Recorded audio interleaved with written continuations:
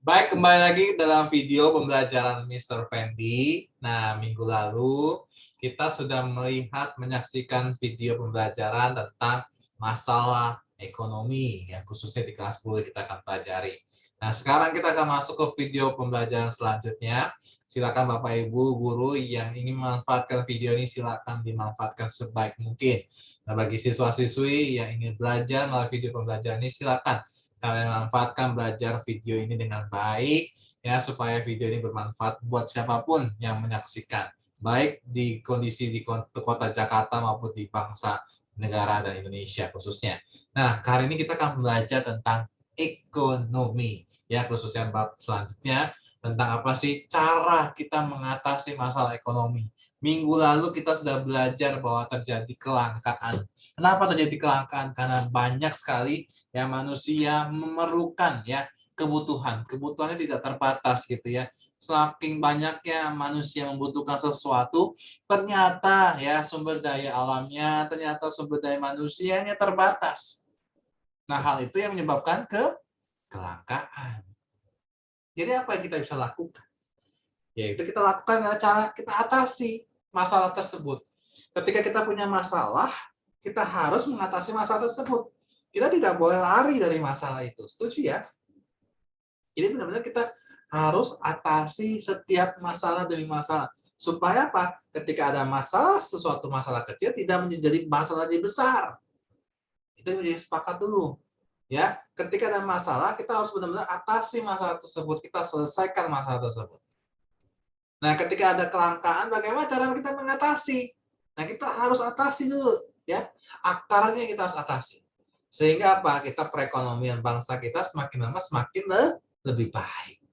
Nah, hari ini kita akan bahas tentang cara kita mengatasi bagaimana sih metode-metode cara kita mengatasi setiap masalah, khususnya masalah ekonomi. Ya, berharap kita sini yang nonton video ini, ya, ada di antara kita semuanya menjadi pakar ekonomi yang baik. Nanti suatu saat, nanti 5-10 tahun ke depan. Nah, kita akan masuk ya tujuan pembelajaran kita hari ini. Dengan kita belajar bab ini, kita akan sama-sama berharap ya, sama-sama menentukan pilihan yang tepat. Bagaimana cara kita memilih? Ya, tentu saja bingung ya kalau dikasih banyak pilihan.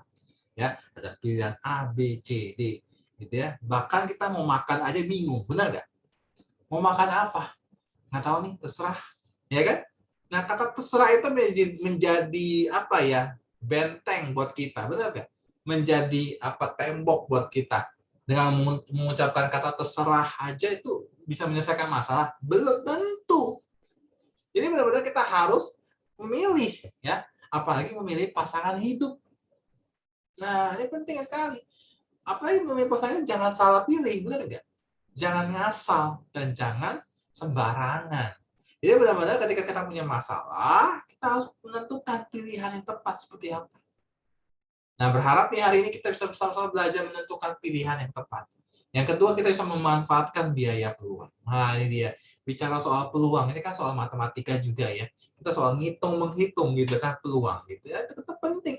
Apalagi kalau kamu pengen menciptakan sebuah lapangan pekerjaan, menjadi seorang entrepreneur, kamu harus benar-benar melihat apakah ada peluang bisnis atau bukan. Ya, kita harus melihat biaya peluang ini menguntungkan bagi saya atau tidak. Ya, nah kita harus pentingkan. Yang ketiga, kita bisa menetapkan skala prioritas dan mengelola keuangan dengan baik. Betul. Kalau kamu ekonominya baik, ya kan? Kalau kamu pengen menjadi orang yang berhasil, orang yang sukses, orang yang kaya, kamu harus tentukan skala prioritas kamu. Ya, kamu bisa mengelola keuangan kamu. Jangan sampai keuangan kamu tidak bisa dikelola dengan baik, sembarangan keluar uang, masuknya kagak. Ya kan? Masuknya kagak, keluar terus gitu kan. Nah, kita harus tentukan skala prioritas dan bagaimana cara kita mengelola keuangan itu dengan baik. Ya. Yang berikutnya kita bisa menjelaskan cara-cara kita mengatasi masalah ekonomi, ya kan, masalah ekonomi mikro, cara mengatasi ekonomi makro, ini penting ya. Ingat ya, mikro itu yang kecil-kecil ya kan, makro itu yang besar. Ya, kita harus tahu itu bagaimana cara kita mengatasi masalah itu. Ya. Nah, menjelaskan juga sistem-sistem ekonomi. Sebagai apa? Solusi-solusi dari masalah ekonomi. Sistem ekonomi banyak ya. Ada tradisional dan lain-lain. Kita pelajari satu-satu, pelan-pelan kita pelajari. Dalam video ini kita saksikan sedikit demi sedikit. Ya. Mudah-mudahan kita paham ya apa yang menjadi dasar cara kita mengatasi sebuah masalah ekonomi.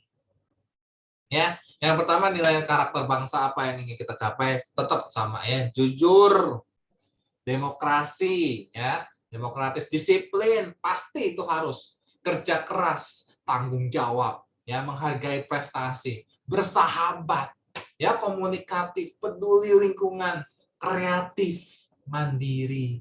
Nah, itu penting sekali. Ya, pelajari. Kata kuncinya tetap sama, masalah ekonomi, ekonomi modern, ekonomi mikro, ekonomi makro, ya sistem ekonomi, pelaku ekonomi, kita pelajari kata-kata kunci ini, kita harus perhatikan baik-baik. Ya, baik, kita akan masuk saja yang pertama. Kita geser dulu ya. Orangnya nggak ketutupan, terus duduk di sebelahnya dulu ya. Nah, oke. Jadi, nah, bagaimana cara kita menentukan pilihan yang tepat? Nah, ya, mengatasi masalah minggu lalu kelangkaan nih. Setiap orang kan harus pilih yang menentukan pilihan tepat dan paling menguntungkan. Yuk lihat deh situ ya gambar tersebut. Kelihatan kan ya? Nah, cewek itu bingung nih. Banyak banget sepatunya yang harus dipakai. Kalau jadi kamu pilih yang mana itu? Ya, sepatu yang mana? Ada cuma mau ke sekolah, ya nggak? Nah, biar bisa mengatasi kelangkaan, kita harus bisa memilih. Ya, nggak serakah. Bener ya? Nggak, gue pengen ini, gue pengen itu, gue pengen ini, gue pengen itu. Pengennya banyak, banyak maunya, ya kan? Jangan sampai seperti itu. Ya, setiap orang harus bisa menentukan pilihan yang tepat, yang paling menguntungkan bagi dia. Jangan semuanya, wah warna merah suka, warna biru suka, warna ungu suka, semuanya beli. Jangan. Ya, kita harus pilih yang tepat, paling menguntungkan. Ya, selain itu bisa kita menyelamatkan dari ancaman kelangkaan. Ya. Kemudian, nah bagaimana? Ya kan? Bagaimana? Gitu kan? Nah, bagaimana menentukan cara pilihan yang tepat? Ya kan? Nah, bingung tuh. Itu bingung tuh. Itu bingung. Bagaimana cara kita bisa menentukan pilihan yang tepat? Benar nggak? Emang lo tahu cara menentukan pilihan tepat? Ya kan? Bingung kan? Nah, bagaimana cara kita menentukan pilihan? Coba di sini ada yang bisa sharing nggak? Gimana cara kita bisa menentukan pilihan? Banyak pilihan, ya kan? Untung aja kita banyak jodoh ya, banyak orang pasangan hidup. Jadi kita bingung milih yang tepat. Kalau banyak cewek, banyak cowok, kan jadi bingung. Untung aja nggak kayak begitu, tapi kalau bisa banyak pilihan gitu, kita bisa atasi, ya nggak? Nah, memanfaatkan biaya peluang. Apa itu biaya peluang? Ya, biaya peluang adalah biaya segala sesuatu yang dikorbankan untuk mendapatkan sesuatu. Itu biaya peluang. Sekali lagi, segala sesuatu yang dikorbankan untuk mendapatkan sesuatu. Nah, biaya peluang itu dapat menjadi dasar pilihan. Jadi segala sesuatu yang dikorbankan untuk mendapatkan sesuatu. Itu disebut dengan biaya peluang. Dengan harapan biaya peluang ini menjadi dasar pilihan buat kita. Ya, makanya bagaimana caranya kita bisa menentukan pilihan? Ini dia skala prioritas dan cara kita mengolah keuangan. Yang pertama kita pelajari skala prioritas. Ya, penting skala prioritas. Yang pertama, kebutuhannya lebih penting harus didahulukan pemenuhannya. Ini penting nggak? Kebutuhan yang paling penting yang harus didahulukan daripada kebutuhan-kebutuhan yang lain. Yang paling gampang deh, kebutuhan primer itu yang prioritas pertama, ya kan? Yang paling dasar itu prioritas pertama. Primer, makan dulu, ya kan? Ya pakaian dulu, tempat tinggal dulu. Percuma kita punya handphone mereknya I, mereknya S, tapi tinggalnya di kolam jembatan. tinggalnya di mana? Di kolong jembatan. Percuma.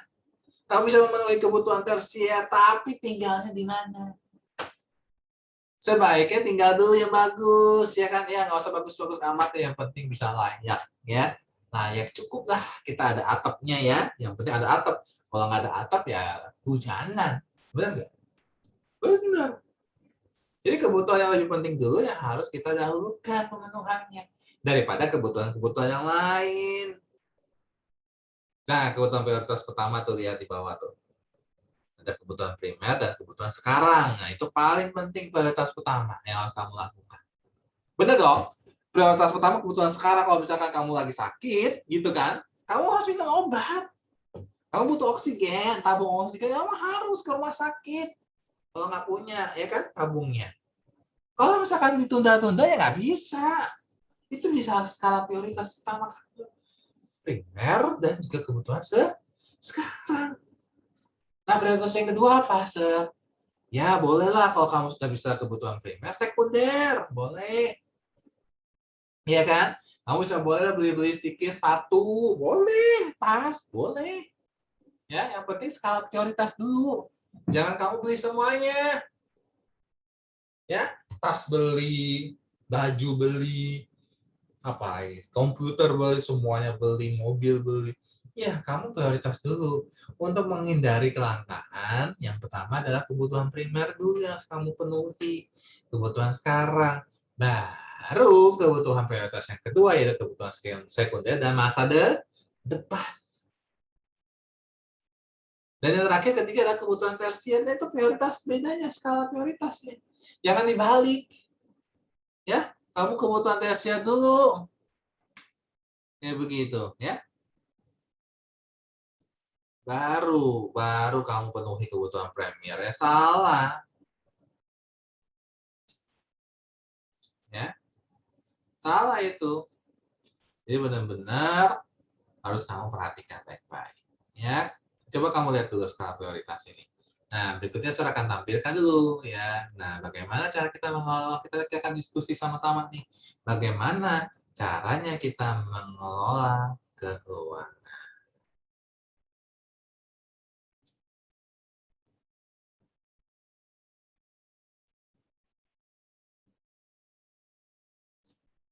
Oke, kita bahas ya. Bagaimana cara kita mengelola keuangan dapat dilakukan dengan cara yang pertama, buat buku pembukuan keuangan. Itu yang akan kita pelajari di mata pelajaran akuntansi. Ya, di topik nanti di kelas 12. Ya, membuat pembukuan keuangan. Yang sederhana aja deh, nggak usah yang kayak akuntansi ribet ya kan. Yang sederhana aja dulu. Ada debit sama kredit, ada yang masuk, ada yang keluar. Gitu aja yang gampang. Ya, ada yang masuk, ada yang keluar. Nah, kita bikin pembukuan. Loh ya iya dong. Kalau kamu ada uang masuk, berapa catat? Takutnya lupa. Ya, uang kita masuk 2 juta. Catat. Loh, kok tiba-tiba uang saya 4 juta? 2 juta dari mana? Ya, catat itu. Bos bisa mengelola keuangan. Ya. Yang kedua, monitor evaluasi secara berkala. Monitor. Wih, 2 juta baru masuk nih tanggal tanggal berapa? 3 Agustus. Ya, tanggal 4 besok, wih, ada uang masuk lagi nih. Kita monitor. Nah, jangan-jangan pas tanggal 5 Agustus kok tinggal uangnya 1 juta, kok nggak ada, kemana? Dimonitor, evaluasi, tanya. Kemana tuh uang? Lupa. Aduh, beli masker kemarin. Ya, kemarin lupa beli masker. Lupa kemarin beli jajan. Ya kan? Beli makan. Nah, kita evaluasi secara berkala. Nah, yang terakhir, membiasakan diri nabung. Ini penting, nabung, tabung. Kondisi pandemi lagi sulit nih, COVID. Nabung yuk. Dapat uang jajan nggak? Ya mungkin nggak dapat kali ya. Karena kan makan di rumah. Nggak dapat. Jadi dapatnya dari mana? Ya dari cari penghasilan. Orang tua kasih nggak? Kalau orang tua nggak kasih gimana, Sir? Ya udah, kamu cari penghasilan yang lain, sampingan. Tapi kalau dikasih sama orang tua, tabung. Ya, Kalau orang tua nggak kasih, justru kan orang tua lagi sulit. Please, tabung. Jangan sembarangan beli barang. Ya, membiasakan diri menabung itu paling penting. Oke, berikutnya. Wah, Pak saya mau diambil tuh ya. Gitu kan. Oke, saya masuk dalam Microsoft aja deh ya. Nah, siapa tahu diajak ya kerjasama Microsoft. Oke, bagaimana cara kita mengatasi masalah ekonomi mikro? Ini penting. Ya, yang pertama adalah menentukan pilihan yang tepat untuk mengatasi masalah kelangkaan. Ya, bagaimana cara kita bisa mengatasi masalah kelangkaan itu? Contohnya kita bisa memilih faktor-faktor ekonomi, faktor-faktor produksi juga dan tenaga kerja ya. Tenaga kerja biasanya mahal ya, benar nggak? Mahal, misalkan digaji 5 juta, misalkan kita bisa cari dong yang agak lebih murah gitu. Nah, faktor produksi tenaga kerja itu juga menentukan pilihan mengatasi masalah kelangkaan. Ya nggak? Jangan-jangan kan gara-gara itu kan bisa ini ya, bisa menyebabkan. Nah, yang kedua adalah bersinergi antar pelaku pasar dan industri untuk membentuk satuan yang lebih besar. Kita kerjasama nih A dengan B. Contoh ini Nokia dengan Microsoft. Nokia kan ya perusahaannya mungkin perusahaan yang biasa. Microsoft perusahaan yang biasa. Tapi ketika digabung, wow luar biasa. Ya kan? Handphone Nokia digabung dengan Microsoft. Oh, jadi handphonenya jadi laku, benar nggak? Gara-gara apa ya? Gara-gara itu, ya kan? Ketika dua pasar atau dua industri membentuk jadi satuan perusahaan yang lebih besar. Nah ini penting nih, benar nggak? Ya kan Pak? Benar. Ya, itu cara kita mengatasi ekonomi mikro ya. Kita bahas secara ekonomi mikro. Nah, bagaimana cara-cara jalannya itu yang berikutnya adalah membentuk kesepakatan antara produsen dan konsumen. Sepakat nih jualnya berapa, belinya berapa, harganya. Produsen ya, ada kesepakatan. Kita juga bisa menggunakan teknik analisis ekonomi mikro. Apa itu? Nanti kita akan bahas lebih detail ya, video-video berikutnya. Yang ketiga, kita bisa memanfaatkan analisis biaya peluang dalam rangka menentukan pilihan. Nah, ini penting ya, biaya peluang tadi ya. Penting. Ya, karena menjadi dasar jadi pilihan-pilihan. Oke? Nah, bagaimana cara kita mengatasi ekonomi makro sekarang? Makro kan besar ya. Kalau tadi kan mikro ya. Nah, bagaimana cara kita bisa mengatasi masalah-masalah ekonomi makro yang terjadi? Nah, yang pertama, kita ada namanya disebut dengan kebijakan moneter. Apa itu kebijakan moneter? Ya, kebijakan moneter adalah kebijakan yang dirancang pemerintah. Dalam rangka apa? Mempengaruhi jumlah uang yang beredar. Ya, jumlah uang yang beredar di masyarakat saking lama semakin banyak. Bagaimana caranya kita supaya bisa mengatasi masalah ekonomi? Dengan cara kebijakan dari pemerintah supaya rata-rata mempengaruhi jumlah uang yang beredar.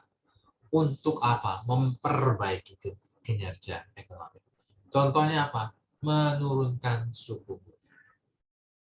Ya, jadi kenapa harus diturunkan suku bunga? Nah, ini ya. Ini kebijakan supaya orang-orang pada apa? Iya, betul. Menurunkan suku bunga. Ya. Jadi bisa mengontrol, mempengaruhi jumlah uang yang beredar di masyarakat. Untuk apa? Memperbaiki kinerja perekonomian. Nah, berikutnya kebijakan fiskal. Ya, sorry. Kebijakan fiskal ini, ya kebijakan ini bertujuan untuk apa? Mempengaruhi jumlah pengeluaran dan penerimaan pemerintah. Ya, dari sektor apa? Perpajakan kita lihat ya, kalau kalian bekerja, ketika kalian beli barang, semuanya ada bayar pajak. Ingat, orang yang baik adalah bayar pajak ya, taat pajak. Nah, salah satu cara itu kebijakan fiskal adalah dengan cara mempengaruhi jumlah pengeluaran dan juga penerimaan dari pemerintah. Supaya penerimaan pemerintah juga ada gitu ya, maka kita harus disiplin membayar pajak. Ya, semua pengeluaran untuk pembangunan ekonomi, ya khususnya ekonomi makro gitu ya, pembangunan jalan raya, infrastruktur, ya kan, yang bisa dipakai publik ya. Nah itu duitnya dari mana? Ya dari kita, dari pajak, ya dari sektor perpajakan. Ini penting, ya. Jangan sampai pajak kita nggak bayar. Akhirnya apa? Pemerintah nggak punya uang. Ya kalau pemerintah nggak punya uang, itu pemerintah nggak bisa menggunakan kebijakan ini. Ya kan? Kebijakan ini sebenarnya semata-mata untuk apa? Mengendalikan perekonomian. Ya kan? Kalau nggak punya pemasukan gimana? Bagaimana caranya bisa beli vaksin? Apa ya kan? Vaksin itu harus dibayar oleh pemerintah. Ini dari mana? Dari pajak. Jadi selama ini pajak yang dikumpulkan untuk apa? Untuk emang betul mengendalikan sekali lagi. Makanya kalau kalian punya perusahaan, sekali lagi ya, bayar pajak ya, jangan dimanipulasi deh. Ya jangan dibohong-bohongin. Ya. Ini penting. Kita belajar nilai apa? Kejujuran. Seringkali kan bilang gitu ya. Pendapatan karena pendapatan kamu besar, kan otomatis bayar pajaknya besar. Betul ya? Nah, tapi gara-gara kamu bawa kuan namanya gitu kan, nggak enak. Lu masa sih gua mesti bayar pajak yang gede-gede? Enak amat tuh pemerintah, katanya gitu kan. Orang tinggal ngapa-ngapain, gua yang susah-susah mesti apa namanya bayar pajaknya gede banget. Gua penghasilan gua 5 miliar, bayar pajaknya dia 2 miliar misalnya. Gede, enak amat dia nggak ngapa-ngapain, gua mesti bayar 2 miliar. Sekali begitu ya. Nah, timbul niat jahat. Bahaya, bahaya. Ya jangan sekali lagi ya. Jangan timbul niat jahat. Kita bohongin pemerintah yuk. Ya kan? Kita bohongin pemerintah yuk. Gua nggak untungnya 5M. Gua untungnya cuma se-M. Jadi cuma bayar pajaknya cuma 100-200 juta. Ya ya. Sekali gitu ya, kita membohongin. Ya jujur. Nggak boleh itu. Ya, kita belajar jujur. Memang sulit. Ya. Penghasilan besar, pajaknya juga besar. Tapi untuk apa tujuannya? Untuk apa? Untuk membantu pemerintah. Itu mengatasi selain kebijakan fiskal, selain tentunya pasti mereka butuh ya, bukan buat kantong mereka. Kita doakan supaya pemerintah ini tidak sembarangan atau bisa mengelola pajak dengan baik, uang negara dengan baik. Ya tidak untuk kepentingan pribadi. Doakan itu. Ya tapi jangan kita memikir bahwa Pak Mas mereka main seenaknya aja, bisa pakai seenaknya aja. Enggak, mereka butuh ya infrastruktur membangun ya perekonomian bangsa kita ya melalui kebijakan pemerintah. Ya kebijakan fiskal ini sangat-sangat penting. Jadi kita harus ketahui baik-baik ya. Ya kita bantu pemerintah ya. Oke, berikutnya. Nah, ini dia. Kebijakan dengan arah harga barang murah dan juga apa namanya bermutu ya. Nah, ini saya bisa kaya aja ya. Jadi kebijakan dengan arah harga barang murah dan bermutu contohnya apa? Pemerintah menyediakan infrastruktur jalan yang baik. Ini tujuan untuk apa sih? Supaya kamu bisa kirim-kirim barang. Benar kan? Kirim barangnya dengan cepat Jakarta Surabaya. Kan itu membantu kamu juga perusahaan. Ya, dengan jalan yang baik gitu kan. Barang yang murah, bermutu untuk kita juga, untuk masyarakat. Jadi jangan mentang-mentang gue nggak mau bayar pajak jalanan juga tetap rusak. Ya gitu. Ya, manusianya oknum-oknum itu emang betul yang kita harus doakan ya supaya benar-benar dia taat ya dilakukan amanah katanya ya jadi benar-benar kita harus dukung pemerintah untuk menyediakan infrastruktur yang baik dengan cara apa ya tadi gitu ya dengan sederhana simple kok ya mereka dapat penghasilan dari mana ya untuk membangun jalan-jalan ini ya ini sangat penting buat kita semua pahami oke.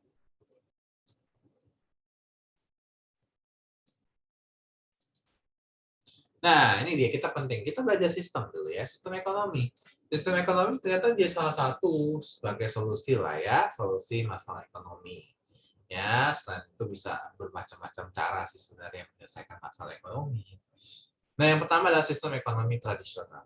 Ya, sistem ekonomi tradisional ini diterapkan oleh masyarakat tradisional tentu saja. Ya, benar dong. Namanya juga sistem ekonomi tradisional. Tahu kan tradisional yang jadul ya diterapkan oleh masyarakat apa? Ya tradisional.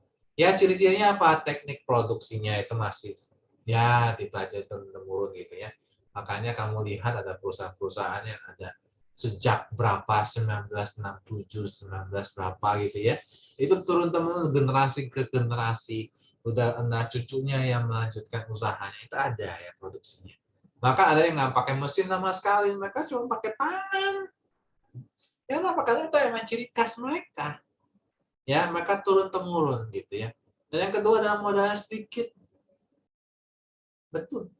Ya, karena memang masyarakat tradisional itu modalnya nggak banyak-banyak. Pertukaran juga dilakukan dengan sistem apa? Barter, nukar dulu juga gitu ya.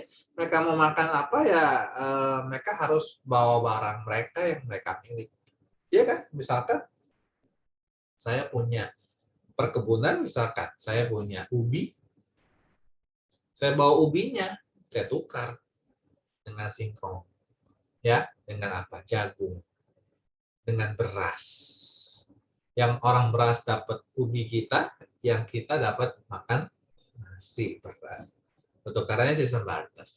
Berikutnya adalah belum mengenal pembagian kerja. Nah, ini penting ya. Kenapa? Karena mereka belum bisa ada job description, belum bisa bagi-bagi. Ya, mereka belum masih terikatlah dengan sikap tradisi. Ya, tradisinya udah begitu gitu kan katanya, ya, turun temurun.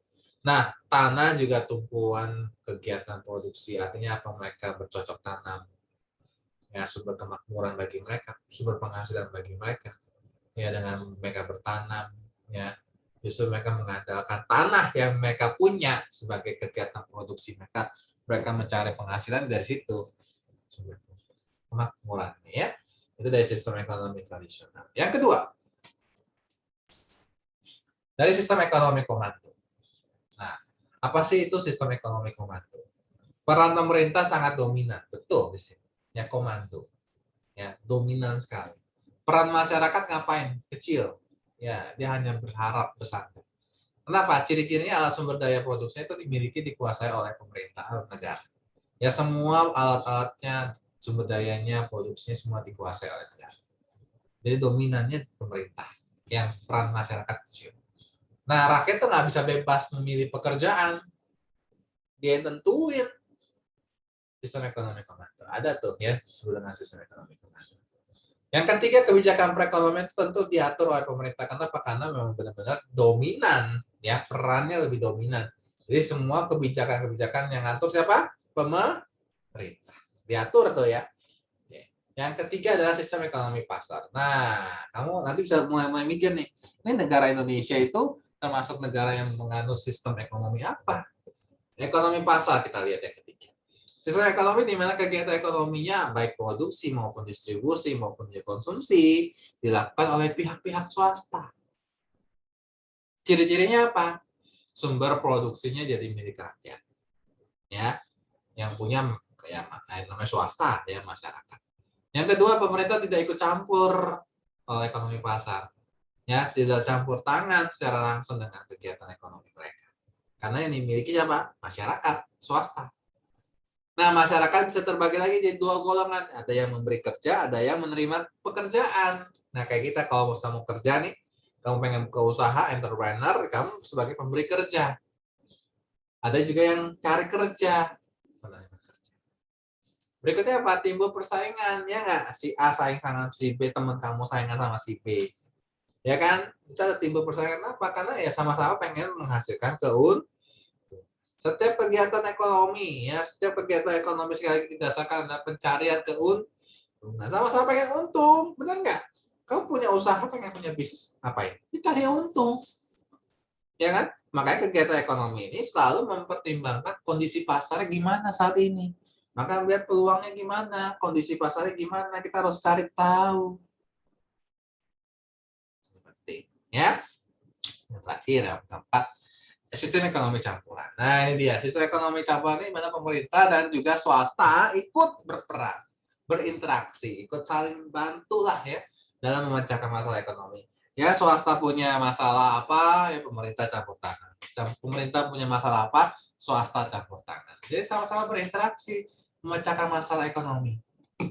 Nah, biasanya orientasi sistem pasar beberapa negara ini yang menganutnya itu ada ya, Kuba, perekonomian komando, ya China, Mongolia, Swedia, Inggris, Amerika Serikat, perekonomian pasar bebas tuh biasanya Hong Kong gitu ya. Nah, ini kita lihat masing-masing ya. Nah, ini dia. Let's go to the next lesson. Ya, dengan simple pelajaran yang sederhana, Oke. Kita belajar tentang apa, bagaimana cara menentukan pilihan. Kita juga bisa cara-cara mengatasi baik ekonomi mikro, baik ekonomi makro gitu ya, ada kebijakan moneter, ada apa kebijakan fiskal, dan juga kita belajar sistem ekonomi yang ada, ya kan? Baik sistem ekonomi tradisional, ya kan? Sistem ekonomi pasar, ya kan? Nah itu dia komando, ya kan? Campuran. Nah itu ya sistem ekonomi kita ketahui. Apakah bangsa kita, bangsa Indonesia, menganut sistem ekonomi yang mana? Ya, jadi dengan berharap itu kita tahu bahwa barang kita langka, kita harus tahu cara mengatasi ekonominya supaya apa? Perekonomian kita menjadi ekonomi yang stabil, tentu saja dengan dukungan siapa? Semua pihak. Jangan salah-salahkan pemerintah. Jangan salah-salahkan kita manusia yang lain, ya kan? Kita harus saling mendukung masyarakat dengan pemerintah, pemerintah dengan masyarakat, saling dukung masyarakat bayar pajak taat ya, kita support pemerintah supaya pemerintah juga bisa menyediakan infrastruktur yang kita butuhkan. Kalau bayangin kita nggak bayar pajak, pemerintah nggak punya uang. Bagaimana cara dia membangun jalan tol gitu ya, Jakarta Surabaya, Jakarta mana? Nggak bisa. Otomatis pengiriman barang kita lama. Tapi ketika dibuatin tol gitu ya, langsung jarak bebas hambatan, maka akan mempermudah kita, bisnis kita, mempermudah usaha kita. Benar nggak? Benar. Jadi benar-benar kita ketika cara kita mengatasi masalah harus dijempol nih, jempol, ya, jempol bagus. Gimana cara kita mengatasi masalah? Kita harus pilih skala prioritas yang baik. Ya, pilih skala prioritas yang baik seperti apa. Ya, mudah-mudahan video ini yang sederhana bisa bermanfaat buat kita. Ya, nanti kita akan masuk lagi ke dalam video pembelajaran berikutnya yang lebih detail lagi, lebih rumit lagi. Ya, mudah-mudahan video ini bermanfaat buat kita semuanya dimanapun kita berada, baik siswa-siswi maupun juga guru-guru yang ada. Ya, sederhana. Semoga bermanfaat bagi kalian semuanya. Ya, salam entrepreneur, salam ekonomi bagi bangsa Indonesia.